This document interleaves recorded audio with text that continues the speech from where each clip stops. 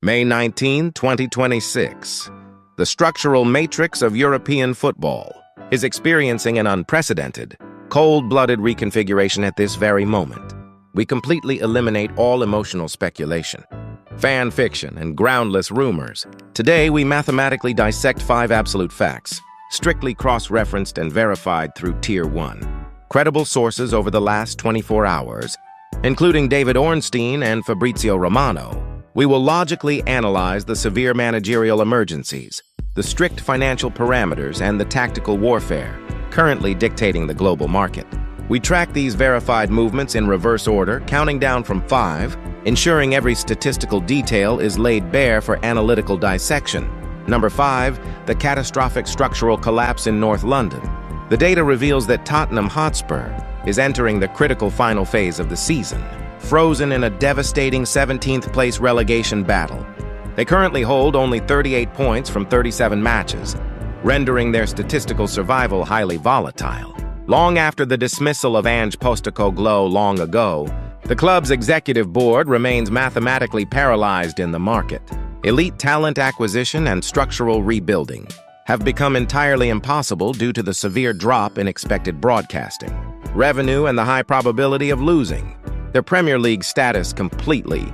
The internal matrix at Spurs is focused purely on basic statistical survival, rather than long-term asset building, as their downward trend shows no mathematical signs of recovery. To understand the exact scale of this financial disaster, we must look at the official Premier League handbook regulations regarding relegation. If their demotion is formalized next week, the club faces an immediate 50% reduction in baseline central broadcasting distributions. This specific figure is derived directly from the league's standard first-year parachute payment matrix, which instantly slashes TV revenue from £120 million to a mere £60 million.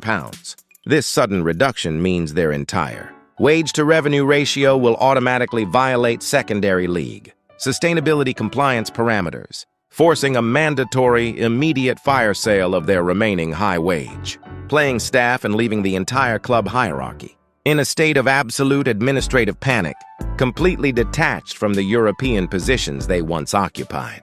Number 4, the financial clarity at the Emirates Stadium.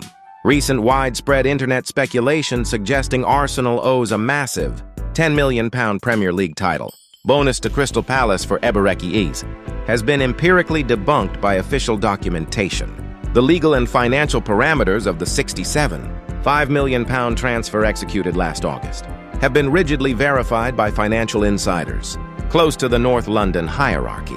The contract contains exactly £5 million in highly obtainable add-ons based on individual appearances and international caps, none of which pertain to winning the domestic league title.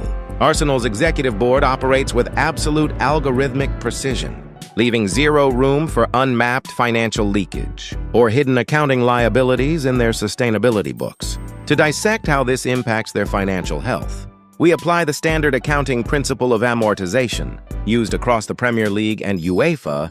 This means the £67.5 million transfer fee is not registered as a one-time loss, but is instead divided and spread linearly over a fixed 5-year contract period, appearing on the official balance sheet at exactly £13.5 million per fiscal year.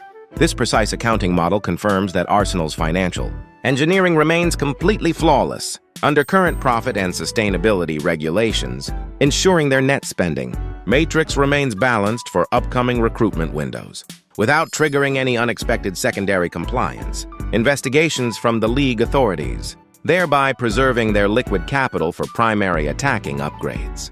Number 3, the matrix isolation of Eduardo Camavinga. Fabrizio Romano has dropped the official confirmation that the €40 million valued French midfielder has completely finalized his future plans, shutting down external market noise. Despite extensive exploratory talks, persistent inquiries, and heavy pressure from both Manchester United and Liverpool, Camavinga has flatly rejected any Premier League transition. The data proves his absolute structural loyalty to Real Madrid, as he has explicitly communicated his desire to remain an untransferable asset within the club's long-term midfield blueprint. He is fully prepared to integrate into Jose Mourinho's incoming tactical regime, providing the necessary defensive recoveries, physical presence, and low-block structural discipline required by the Portuguese manager's mathematical system. Real Madrid's corporate directive has aligned with this stance, removing his name entirely from the summer market ledger. His existing ironclad contract features a massive €1 billion release clause.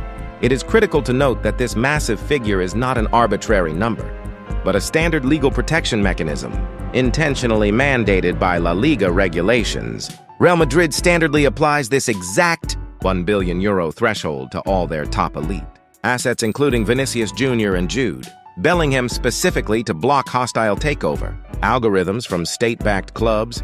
This legal framework effectively paralyzes any external recruitment attempts from competing English clubs, locking his position in Madrid until at least June 2029. Number 2, the full-throttle offensive rebuild at Anfield.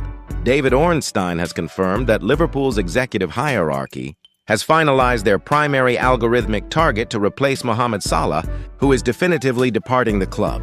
On a free transfer to the Saudi Pro League, Liverpool is prepared to deploy massive financial capital once again, prioritizing RB Leipzig's 19-year-old sensation, Yan Diomande. Despite his immense €100 million valuation, his spectacular return of 13 goals and 9 assists this season, alongside his newly awarded Bundesliga Rookie of the Season title, has convinced the FSG board Liverpool will utilize maximum capital to secure Diomande's high-speed, progressive transition data and elite dribbling metrics, stabilizing their attacking matrix for the next decade under Arne Slot's vertical system, proving that Liverpool's scouting department prefers concrete production metrics over temporary market hype. To verify the logical feasibility of this €100 million operation, we must analyze Liverpool's current payroll ledger. The funding for Diomande will be directly offset by the massive salary relief generated by Salah's departure. This exact figure perfectly matches Salah's verified base contract value of £350,000 per week. By removing this heavy individual cost from the wage book, the board creates immediate fiscal space to fund the new signing, maintaining absolute balance within the club's strict operational parameters and keeping their net debt-to-asset ratio completely optimized for future fiscal quarters. Number 1, the ultimate tactical shockwave and structural disintegration at the Etihad Stadium. David Ornstein and Fabrizio Romano have dropped the absolute definitive bombshell that Pep Guardiola is officially leaving his position as manager of Manchester City at the end of this season, terminating an era of absolute domestic dominance. This calculated exit introduces a total systemic vacuum inside the club's long-term project. Internal sources confirm Guardiola's departure is tightly bound to the impending final verdicts of the club's 115 financial breach allegations, which under independent commission guidelines pose a severe risk of mandatory points, deductions, or structural expulsion from the league. In an immediate sequence to stabilize the corporate infrastructure, City has finalized an agreement to welcome Enzo Maresca as his successor on an initial 3-year contract. Maresca, who was relieved of his Chelsea duties on New Year's Day, had been secretly preparing for this specific vacancy with City's executive sporting directorate. However, historical squad turnover metrics indicate an unprecedented internal crisis. As remaining elite player, assets like Erling Haaland are now entering critical evaluation periods regarding their long-term futures without their primary tactical architect. Furthermore, corporate forecasting models project an immediate 10% decline in global sponsorship valuations due to the loss of Guardiola's personal commercial brand equity. This monumental managerial transition completely resets the operational blueprint of English football, forcing Manchester City into immediate structural damage control, as the algorithmic foundation of their dominance faces an instant, massive evolution that will alter player recruitment strategies, structural wage limits, and tactical system philosophies for years to come, leaving a massive power vacuum that could fundamentally break the established hierarchy of the Premier League. Which of these calculated, verified movements will objectively save or destroy your club's structure? The financial ledgers and managerial decisions are set, but the logical outcome remains highly volatile across all major European leagues. Leave your data-driven, analytical verdicts in the comments below.